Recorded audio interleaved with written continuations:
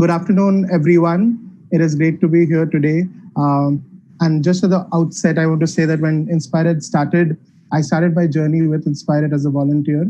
It is great to come back as a speaker and as a partner in this session. Today is 5th of October, which is also the World Teachers' Day. And I want to wish all the educators here a very happy Teachers' Day.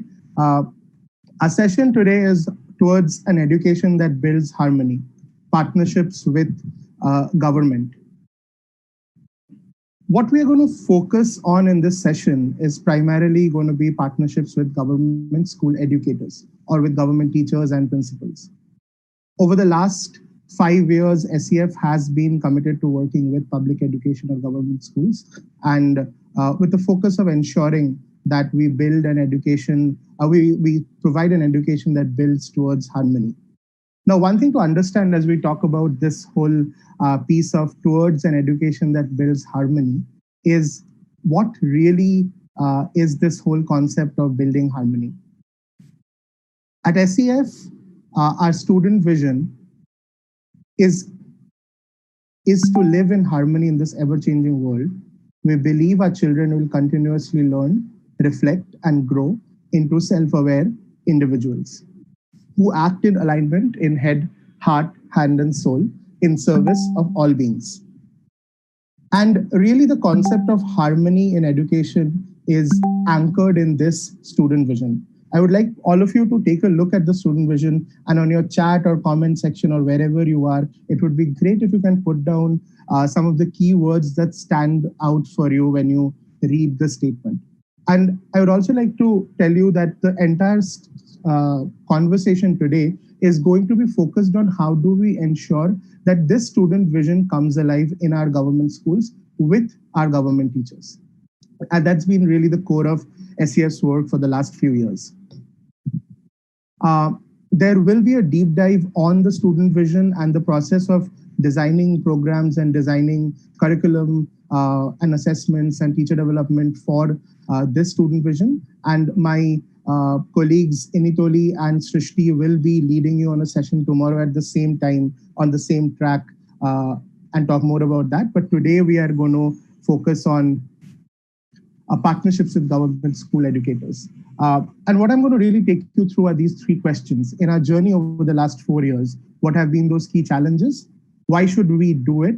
And what are the learnings that we've had in this journey so far? So what are the great challenges or the big challenges of working with government or public school educators? In India, first of all, I think we always call public schools, we think public schools are private schools and government schools are government schools, but that's sort of a misnomer. Government schools are public schools and every other school is a private school. The three top challenges that we often see and we often hear about, and a lot of this is not new for most of you over here, is accountability.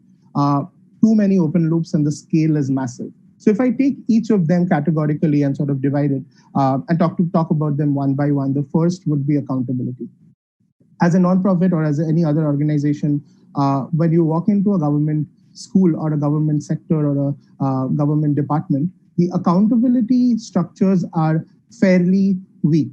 And that almost disables you to do anything which will move you towards a solid outcome because of this lack of accountability. And often, I think, in conversations with my peers who are working in government schools, I have constantly heard that accountability is a very big challenge. Whatever you do not have formal authority, and hence you cannot build accountability. The government has in the past done a lot of work to build accountability, but nothing has really sort of pushed the bar as much as we would want. But one of the things that we need to look at is why is the gap in accountability there? And in our understanding at SEF, when we've deep dived into this problem, we've seen that there is a massive trust gap. As an educator or as a nonprofit, when you walk into a government school, you actually have to wrestle this massive trust gap between the government school educators and anyone else coming into the system. And this trust gap shows up in different ways. One of them is in this manifestation of lack of accountability. So really the first step towards solving this challenge is to sort of bridge this trust gap. The second challenge that we often face is too many open loops. The divisions, the departments are massive. There are multiple people to report to. There are multiple departments that you go to get the same work done. And all of this really creates a very complex web, which is very difficult to navigate. And that becomes a challenge to really sort of accelerate your work. And the third is the scale is massive. At every point, you have to design programs or principles to which reach out to thousands and thousands of schools. And that often becomes a very tough task for anyone. At SEF, in spite of all of these, despite of all of these challenges, we still work with government school educators. And that's primarily because of these three large reasons. One is our government school system still accounts for almost 30%, 60% of our total students in the country. And out of these 60%, almost 90% of the students within this group come from low-resourced communities. So the government schools still represent the largest, still has the largest student representation from low-resourced communities, which is why for us as an organization, it becomes very important to work with the government schools, because our fundamental belief is to ensure that where you are born should not decide where you go or who you become in life. And which is why we are very focused on working with government schools. And our invitation to all other educators and nonprofits watching this or listening to this talk today is to look at this lens of impact and then really push yourself to work through the challenges. And the second and really important piece is that education in India is a public service. And we need to ensure that it's shaped in a way that it caters to every citizen of the country equally, no matter where you are born, how much you earn, or what is the access, what kind of access to education you have. Education should be designed in a way that it caters to every citizen of the country equally. And at SEF, we also believe that it should enable our students to live that student vision, where they are acting in alignment of head, heart, hand, and soul in service of all beings, not only humans, but all beings. Now, the third and probably an important part for us is what have we learned in this journey? The first point is to truly believe in the system's ability to change. Over the last 4 or 5 years of working within the system, one of the things that we've noticed time and again is that our belief in our parents and in our students have actually been the single largest factor of positive movement within our work. And also in my conversations, wherever I have seen challenges come up for other organizations or for some of our programs, we've seen that the fundamental challenge has been in this true belief in the system's ability to change. And I think somehow that has been a great driver of our work at SEF, that how do we ensure that we truly believe that this system can change and can change for the better. Because when you walk into a space and you believe that space will give you something which you don't want, the space will never disappoint you. It will always give you what you thought it will give you. So it's very important for us to walk in with that true belief that this space can change and then do everything towards that change. The second is really that whole concept of bridging the trust deficit. And that comes from building a relationship that serves the vision or the mission of the organization or of the program. Often we stop at building a relationship. We stop at that and we do not really complete the whole sentence, which is building a relationship that serves the mission or vision. So we might actually know about the family members of our teachers, of our principals, of other education officials that we work with. We might know problems that they're facing in their personal life or within the office and professional setting. But often that relationship does not translate into an investment structure which really moves them to work towards the vision or the mission of the program. And that's where I think the way we look at relationships really need to change. In the beginning, when we started our work, I think it was hinged on building a relationship. But over the years, we've realized that that does not always serve the purpose.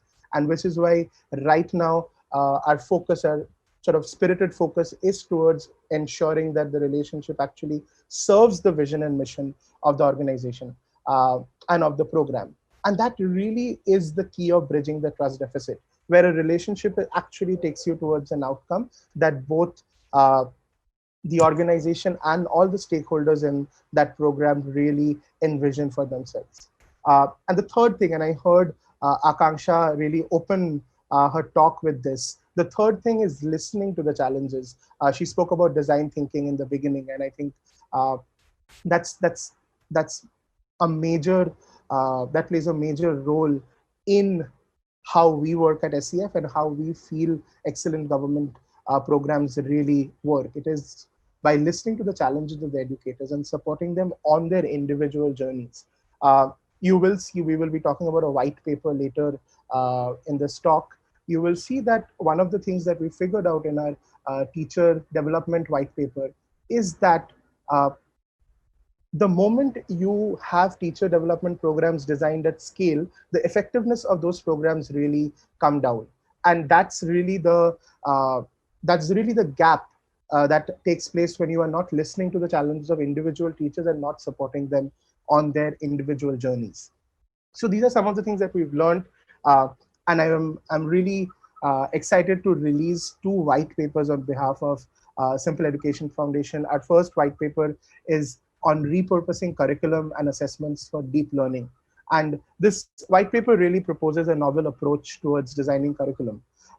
We've often seen that in India, socio-emotional learning and academic learning are seen as two isolated buckets. Our aim or our hope with this white paper is to enable more and more people to see how those can be integrated and brought together in one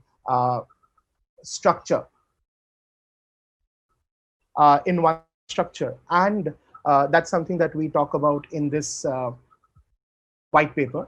The second white paper that we're going to release today, in a minute actually, is building an ecosystem of support for our teachers. So like I said, that one of the key areas of focus has been on individualized support for our teachers. And I think building an ecosystem of support for teachers through coaching and access to learnings that are specific to these individual educator needs is the key. I'm going to stop sharing my screen and quickly take you through the white papers and officially launch the white papers.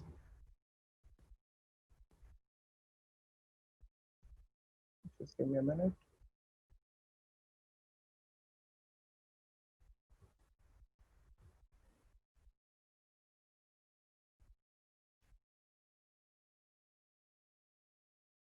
So if you go on the Inspired website, there is a link on top called White Papers. And if you scroll down, you will see two white papers proposing curriculum and assessments for deep learning and cultivating teacher growth. These are the two white papers that SEF has written along with I Teach Schools, the curriculum and assessments one, and along with 321 and I Teach Schools, which is on cultivating teacher growth. I strongly recommend all of you to go and read these white papers and definitely reach out to us uh, with more with feedback and with anything that you think will really help us and will help you in implementing some of these learnings. I think there's a question from on the chat which talks about how do you make a strong bond between public and private schools. I think that's something that we definitely need to explore. At this moment, I do not really have an answer for that, but one thing that I can definitely say is that all the learnings that we've had over the last few years are equally applicable to private schools as they are to public schools. And I think both the white papers that we've launched today uh, actually talk a lot about practices that can be used in any school as long as you have that intention of really creating change. Thank you.